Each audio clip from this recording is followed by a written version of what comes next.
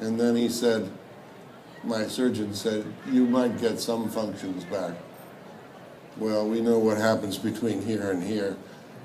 And that's what he meant, but that hasn't happened either. So you live with that, and you wake up every day, especially when you're in Rome for 3 weeks, as I just was, and you say, you're the luckiest person in the world. Now, here I am on my really fetching bed. I think this is the Prince of Chintz at work again, but I'm not sure, but certainly his influence. You don't get well in our hospitals when you're confronted with shit like this. I mean, it doesn't make any sense. You go to NeoCon and you look at all these marvelous things. You've got to go to the Stryker booth, and you've got to go to the Stinson booth and the Skyline booth. You've got to see all these things. But this is what they use. This room is set up so that anything can occur. There's the knee of my therapist is there in the corner, and she's saying, as I'm trying to put my shoes on, Michael, it would go much faster if you'd use Velcro. And I was telling her, Velcro's too ugly, I could never use it. She said, well, what about this room? And I said, I wasn't the architect. But you've got to make sure, Melissa, that I don't die here. I would really never forgive myself if I died here. Clearly, I said, they're ready for anything. There are 4 potty chairs on the other side of the room. But that's the state of affairs. And it's not exactly third world. It's just the wrong world for us. And we're back to humanism. So I thought, bring all that to Princeton after 8 hospitals, 4 rehab centers. I knew that I had a lot of work to do, so we shoved some things over on the side of our plate and allowed healthcare in its humanistic way to enter the fray. And here's what we found as we did our research for healthcare. Here's this old girl in her bed, and I've circled a couple of things. First of all, she can't reach her TV because of the way the bed has its rail up to keep her from falling out. She can't even reach her tissues. If she could and used the tissue, it would be a real NBA hook shot to get it into the wastebasket over here. And she has to call the nurse now to get the TV in front of her. Over here is a female urinal on the heating unit. Think about it. No, don't. And we didn't even ask her about the male unit over here on the end of the bed. But this is the state of affairs in a typical American hospital room. You will get many of you will get a hospital design magazine this month, and on the cover will be an atrium. An atrium. Not a hospital room, not the patient, not convalescence, and fucking atrium for the hospital. This isn't a Hyatt hotel. Think about it. Things have gotten turned upside down. I'll tell you why. Before I tell you this story, my therapist, whose knee you saw, we're introduced to, told me that when I got my clothes on by myself without her help and got into my wheelchair by myself without anybody's help and rolled into the bathroom in my room and was able to shave and brush my teeth, comb my then hair, I would be ready to go home. How many days did that take? I was ready the next morning. I lined up my clothes on a chair next to my bed in reverse order, underwear first, and got everything on. Took about an hour. Was feeling very self-empowered. Big smile on my face. Got my shoes on, tied the laces. No Velcro. got a sliding board, which I'd left beside me and slept with like a teddy bear that night. Sliding board is something that we use to go from chair to chair. And put it on the bed and onto the chair, which was placed there by me the night before. And I got into the chair without falling. I was very happy about all that. And then I went to the bathroom to do my ablutions and take care of myself. Still feeling very self-empowered. And I stood there, sat there, and looked straight ahead, and the mirror started here and went up. And I said, oops, that's been designed for somebody standing. Well, I'll do the rest. I don't really need a mirror to brush my teeth. And I reached for the handle for the water. It was out of reach. And I thought, well, I'll have to shave, as I can't brush my teeth. I'll go smelly today. And I couldn't reach the hot water for shaving. Same problem, out of reach. Being a positive kind of person, I said, well, I'll have someone from my office bring an electric razor tomorrow, and I'll plug it in, and I won't fool around with the water, because obviously I'm not going to move my room, and I can't reach the faucets in this room. So I thought, well, I'm getting smart now. Where's the plug? The plug was down on the bottom of the wall at the floor, out of reach. This is as far as I can reach, folks. And so I was hosed, and just at that moment I was backing out of the bathroom, now feeling pretty pissed off, and remembering what my doctor had said, that they were doing a $40 million renovation in addition to the hospital, and they were using experts, as they had for the first hospital. Now, this is a great rehab hospital, supposedly, the one that Chris Reeves went to, and was the reason I went there. And my doctor walked in, and I said, oh, Dr. K, you're here just in time. I want you to do something for me today, and you're doing your rounds. He said, what's that? And I asked him to go out in the hall and get an unused wheelchair and roll himself in here. A little chagrin, he did. And he walked in and he said, now what? And I said, roll into the bathroom and comb your hair. All I could hear was, I can't. The mirror's too high. And I said, brush your teeth, shave.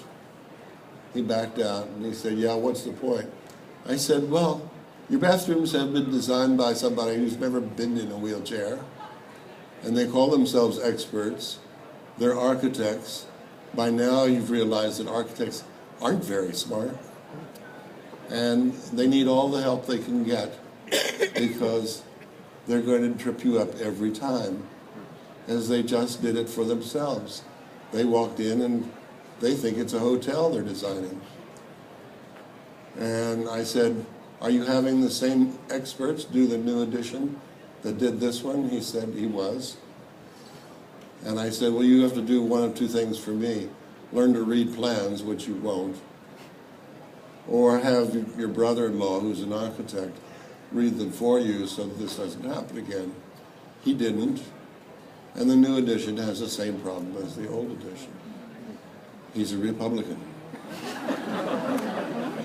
You can't change them. You just can't change them. They're going to do it in the way they've always done it. They're not too bright either. He does stuff that's way harder than anybody in this room does. But he couldn't get the concept. This girl is sitting in a chair, and she's doing something that I never did in my 8 hospitals. She put a sheet on the chair before she sat down. They like for you to sit in a chair while you're convalescing because it helps your circulation. And here she is, helping her circulation and taking a little siesta. All that's fine.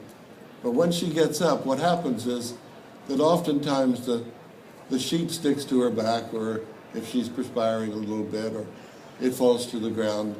and it increases the amount of work that the staff has, the clinicians have to do. So we decided that we could design a chair that had catches on the back that would keep it from occurring, that the sheet could stay on like a Swiffer, where we stole it from, and that was that. Let's see where we are. So here's where we started looking at hospital design. On the left is your friendly over-the-bed table, and I've written underneath it, infection control. We said to Stryker, who was allowing us to redesign all these objects, we think we can have an effect by designing furniture that will help the spread of, will lessen the spread of disease. They said, how is that possible? Furniture? Disease? This is not possible. Well, one of the problems in the hospital is the cleaning folks who come in and look at a table like that, and that's done.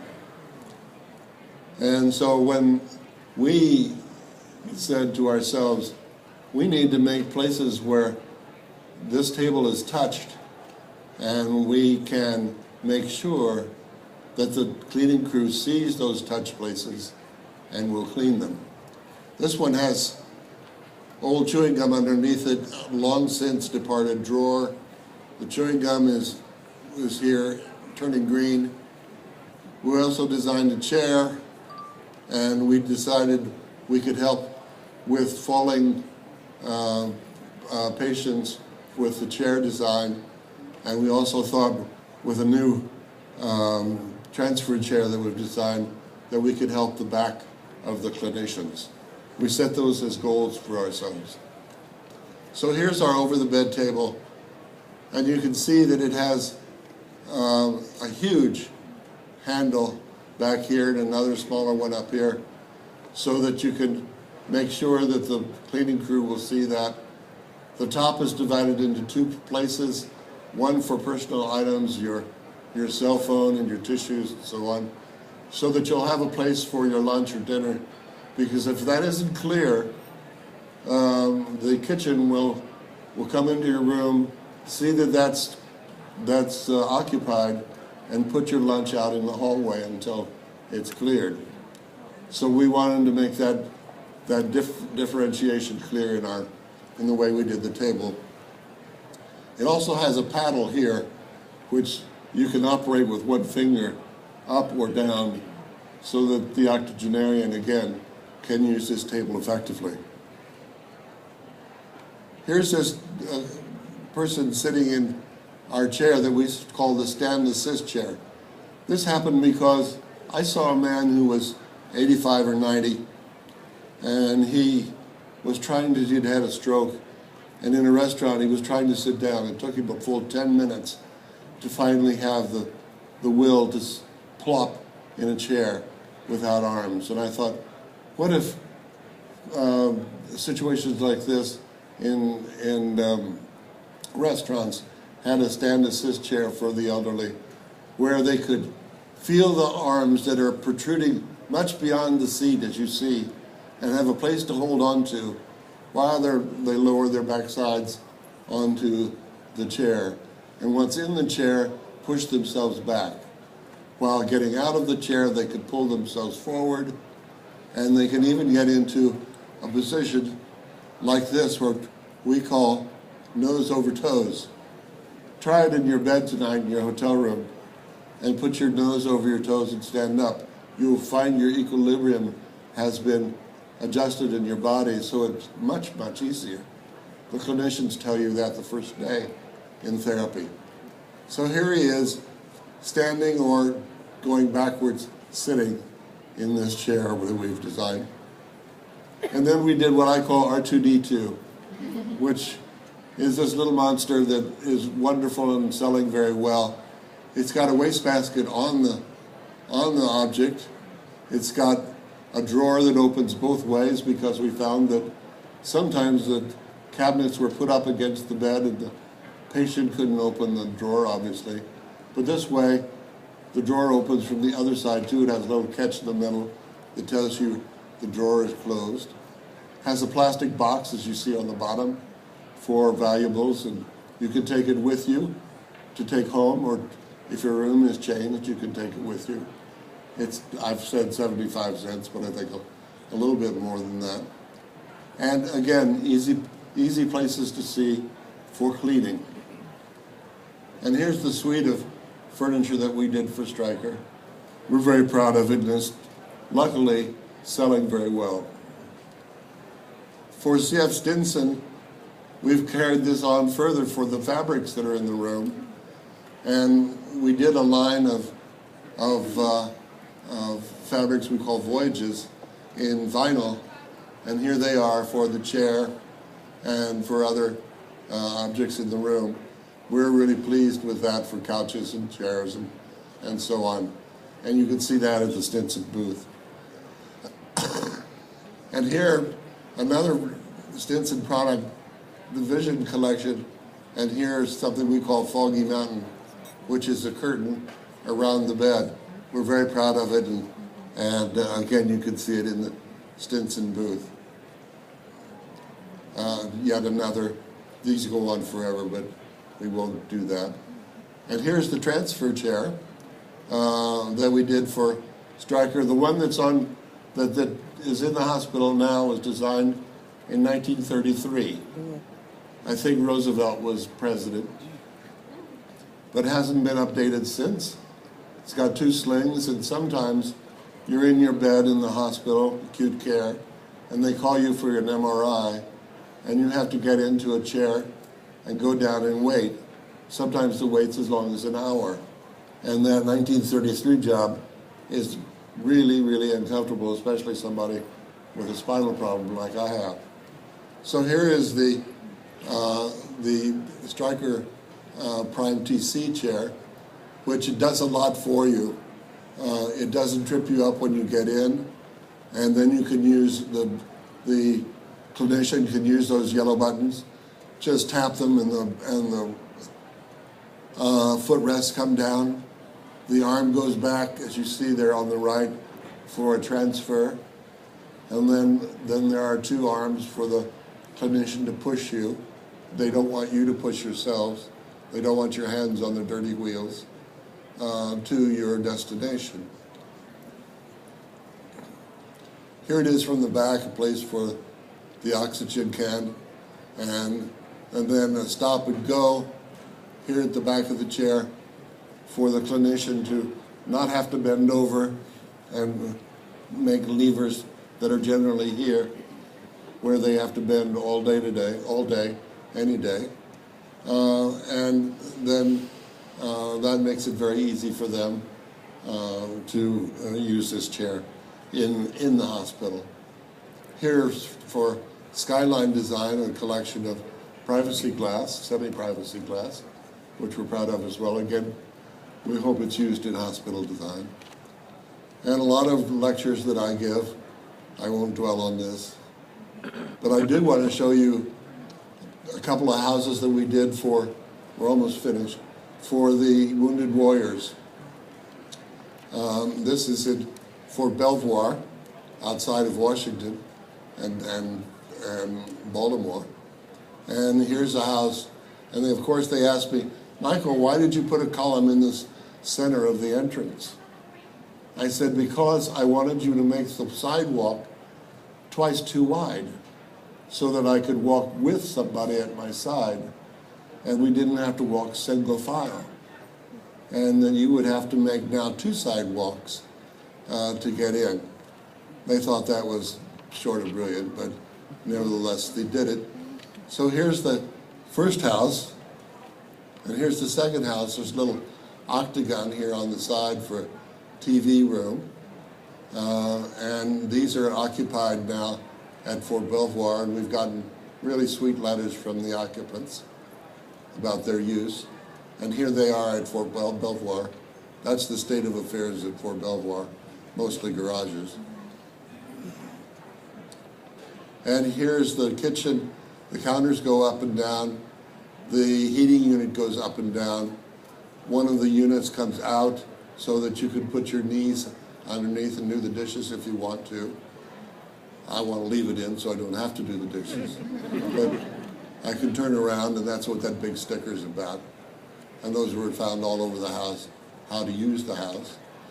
That yellow ellipse is there for something I insist on in every building we do, and certainly every house or hotel we do, which is a trough drain, an in-the-floor drain, instead of having a drain in the center and then a curb, which I can't get over. This is a drain that the chair easily gets over, costs no more, not a bit of water cuts to the other side. I have it in my own house, and I can attest to it. This is usually we get the products first and then get the building for the products, like we did for Humana. But here we got the hospital first. This is a new mammoth rehab hospital in Omaha, Nebraska, done for a director who has the empathy of an angel. She is absolutely wonderful. She will get this building built, and it will be something that everybody will want to have, where you will want to have your therapy. I hope it's the Cleveland Clinic of the Midwest, certainly, if not the whole country. I don't know what you do in Omaha, but certainly I know what you do if you're in a therapy hospital, and this is going to be one of those great places. So this is our schematic design, the entry here and into the lobby, the chapel over here on this left side, then gymnasium there under the barrel vault, and so on. And then a string of rooms that are come out like piers in the back, and look at the greenery. Here are a couple of the rooms. They will have a second half room adjacent to them at the end, where the family can stay over if a child is there in therapy. The mom or dad can stay over with their own TV and all of that. It's going to be a super, super place. I can't wait to get sick again. No, So I want to end by just saying that most of this is seat of the pants, kind of common sense, and it's something that we all can do and ask for when we're in the hospital or in the house. And I hope you apply it to your next schemes, those kinds of simple things that you won't have to say, why didn't I think of that? Thank you very much.